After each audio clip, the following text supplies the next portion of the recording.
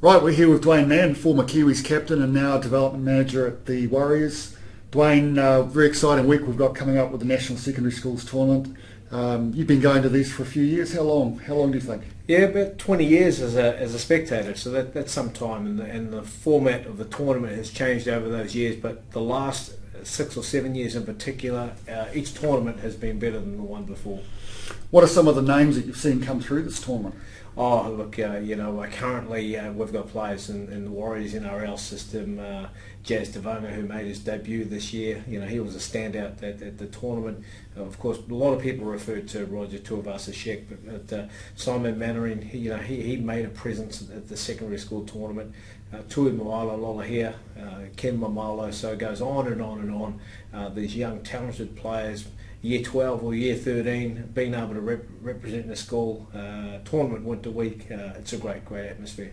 And I guess, of course, there's going to be a lot of NRL clubs represented during the week, trying to find that next great player. And New Zealand's become a great, breeding ground, I guess, for rugby league talent across the Tasman.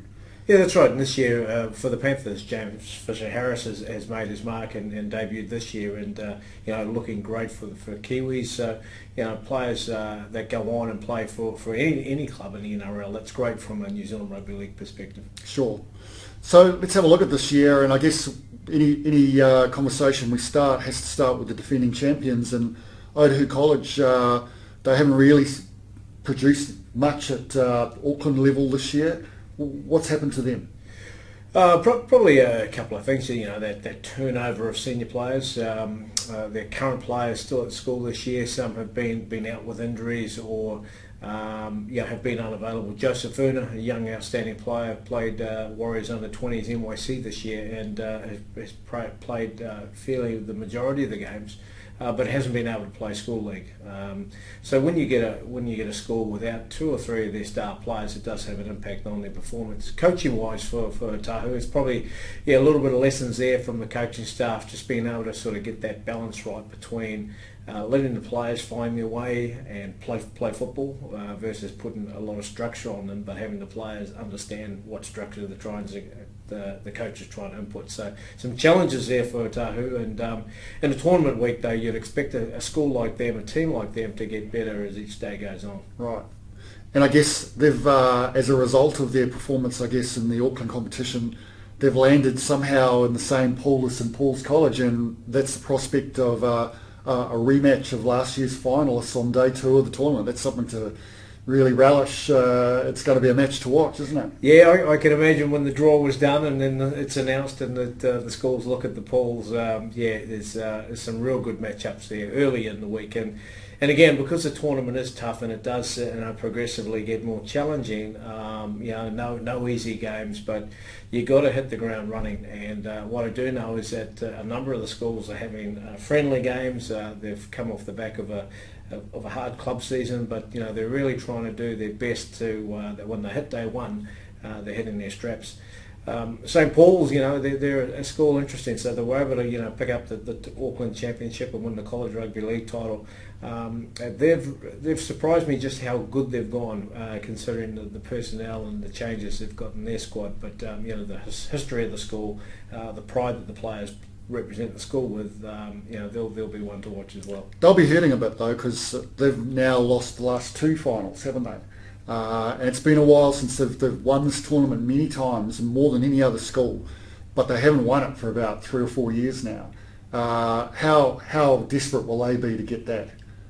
Yeah, I guess what will be talking to some of the players from the college. They don't want to put this undue pressure on themselves. So I think they've got a really smart coach in Junior Few. So I think for them it will be about trying to just make sure they follow their processes.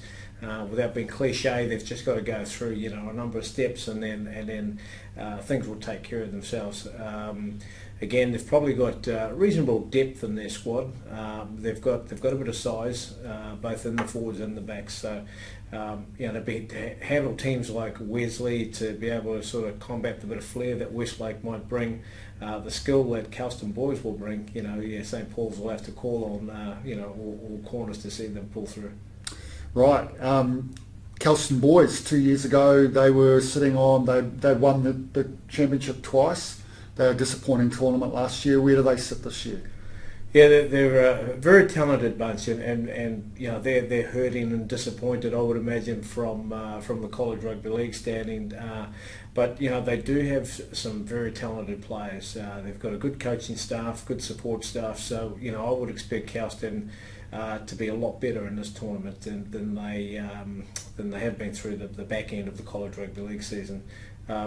Good size again with their players. They've got an outstanding young hooker in Johnny Falalua, a young half, but in Kayaran Ioka, but probably in Utah Ioka, his older brother. Yep. You know, he's the one up front that will lay the platform for them and is the leader of their team. Right. Just running through, I guess, the top seeds for this tournament, and one that pops up this year is Weasley College, and they've pretty much dominated development grade over the last 2 years, and gradually picked up some more rugby league knowledge, I guess. I remember 2 years ago when they first made the development final, they were outplayed by a team that probably knew a little bit more about rugby league, even though Weasley had the better athletes. Now that kind of knowledge is caught up with the athleticism, and they'll be a real threat this year. Yeah, they will be, and you know, a lot of people were thrilled for the way that Weasley got through to the final in the college rugby league competition this year, and myself one of those. You know, they've got players that come from a league background as well, so they're not all rugby union players. But you know, and Adam Pompey and his younger brother Tui at fullback, and Adam at 5'8", he'll play a bit of game time in centre as well. Two guys that can push them around. They've got some big front row forwards who play the ball quick, hard to tackle, hard to put to the ground, and a couple of centres. Sam Havili plays usually on the right side. You know, he's been an elusive runner this year and has crossed the try line a few times. So, you know, off the back of last year's performance from Weasley and coming up into the Premier grade, yeah, it's a lot of expectation around and excitement about how they'll perform. And, you know, at any tournament, I always love that expression, pool of death. I'm going to call it right now. I'm looking at Pool D and I'm saying that's the pool of death, because it's got Avondale College, who have been another surprising performer this year at the Auckland level. Westlake Boys, who were desperately unlucky last year. I think they finished pool play tied with Otahu, only lost out on going through to the semi-finals on a countback, and then of course Otahu went on to win the tournament. So they've performed well this season as well. You've got Tamaki College, who ended up being the giant killers of last year's tournament, basically knocking out Kelson boys on the second day, and then going on to finish fourth. And then you've got St Thomas of Canterbury, who were runners-up in development grade last year, so a bit of a mystery element there. That looks like a really tough pool to get out of. Yeah, that's right. And yeah, you mentioned a school like Avondale College. You know, unfortunately they've lost their best player. I don't think he's available, Solomon Vasuvalangi, who's picked up a contract up with the Cowboys. But Caleb Ueli, a young player out there, plays in the front row. Sean Mullaney plays in the back row, ball playing back row. So they have got some strike power there for Avondale College as well. Yeah, Westlake with the Anisi brothers, again, they touch the ball often. They're kind of those players that guys like to play with and play alongside. So yeah, there's the schools from outside of Auckland, interesting. You know, they put a lot of time and energy into this, and a lot of preparation. So, you know, they want to make sure they love nothing better than to come up to Auckland and give it to these Auckland schools. So, you know, St Thomas, Aranui, Trident High School, Francis Douglas, whoever they are, yep. You know, they'll hold nothing back. One of my favourite players that I really love watching at this grade is Zay Wallace, and he of course is at Westlake Boys as well. He was MVP of the Auckland competition, and you look at this guy, you'd think he'd get crushed on the field, and you know, he's gutsy, he's strong, surprisingly strong for his size. I'm going to be keeping an eye on him during this tournament. Yeah, he's look, Zay, Dean Bell, you know, Warrior #1 and New Zealand Rugby League legend. He made the comment at the New Zealand Rugby League Awards for the schools tournament a few years ago that if you handed out an award for bravery and guts, it would go to Zay Wallace. And you know, to watch his progression, his consistency. He's debuted for Mount Albert this year in the Fox Memorial competition as a young player. So you know, he's very durable, doesn't miss a game, improving each week to week. So yes, no doubt at all that he'll get his team up to perform at tournament week. Now let's talk a little bit about, you touched on teams from outside of Auckland, and I guess this tournament tends to be dominated by Auckland-based teams. But let's look at a couple of them from outside, and I guess the first one I want to talk about is Aranui High, because I think, are they the only school outside of Auckland that's ever won this tournament?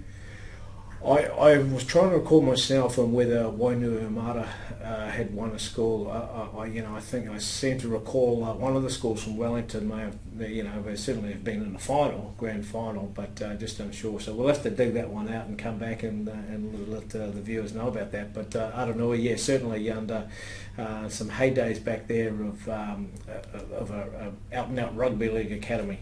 They're very, very strong. So things have slightly changed now, but again, good coaching staff, and that's one of the keys, and good support from the school for these boys to come up. And I guess the thing about Aranui this year is it's going to be the end of an era. Like, the school closes later this year, so it's a little bit like coming from a basketball background where a few years ago Church College closed. Church College was like the dominant power in school basketball in New Zealand. It's kind of sad to see that passing of the guard, isn't it? Yeah, and the coaching staff and the players, they'll be thinking, well, this is the last time they're going to be together, the last time the school will be at a tournament week. So, as an athlete, you're trying to do something because you're the first to do it, and if there's an opportunity to be the last one and leave a bit of a statement there, that's what they'll be after. So expect again a lot of pride and passion to come through from the Aranui students. And I guess another school that is interesting to talk about is Tiwananga, who is in the development grade. And it's actually drawn from two schools, one based in Manawatu and one based in Hamilton or in the Waikato area. That's got to make the logistics of making that team up has got to be pretty challenging. Yeah, but what's special is how they will come together using culture, and whether it's Tyrell, whether it's through their haka, whether it's through the bonding that they'll do prior to the tournament and after each game during the tournament. So they've no hesitation. They'll come together very quickly, and in fact that's what will be their strength, their ability to connect through Tyrell and through Māori, and you can expect them to certainly lay down a challenge as well. Now, we talked a little bit about some of the teams, especially in Auckland, the likes of Otahu. A lot of those teams are going to look very different for this tournament, I guess, because they're getting players back from rugby. I guess a lot of schools are very protective of their first 15 players, and they won't let them play rugby league during the season. Now that season's over, these teams could change a little bit, and Otahu, I guess, is one that's signalled that they'll be a lot stronger for this tournament. How big do you see that rugby factor being? Yeah, I guess if the coaches do it in the right way, and the staff and give the players that have served the team well through their current league season, and give them the opportunity and give them the voice to be able to bring new players in. They're not expected to go well and smooth. What all players want is just to be recognised and to be given a fair go. And so there'll be some disappointments from some of the squads about players being left out, and but some will succumb to injury prior to the tournament, but the good thing is that we've seen players, whether they've been players who have played mostly union and then come into this, is that because the tournament's so well run, because there's a real competitive nature of the competition, it just brings out the best of you. So that soon gets puts to bed, who's rugby, who's league, and it's just really about players representing their school. Well, I guess it's kind of two sides to the argument. One is you may be bringing in some superior athletes from the first 15, but on the other hand, you're disrupting a team chemistry that's been there for the entire season, and especially if it's been a good one. How much do you really want to, knock that off balance? Yeah, it's a real. A few of our old mates might dispute the being superior athletes. Come on, cut that out. But yeah, it's there is still. in rugby, this need for certain positions to be a certain body shape. Yeah. So, if you can bring someone who's a bit taller plays lock forward, or someone a bit heavier in the front row, but there's some negatives to that as well in terms of their movement and running ability and basic skill level.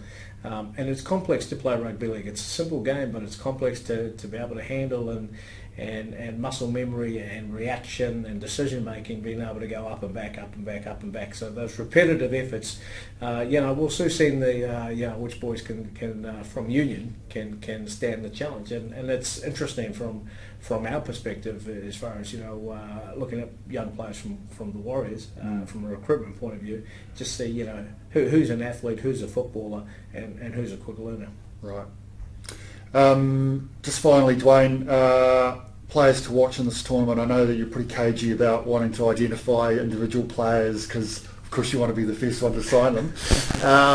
But are there, have you got 2 or 3 players that can throw some names at us?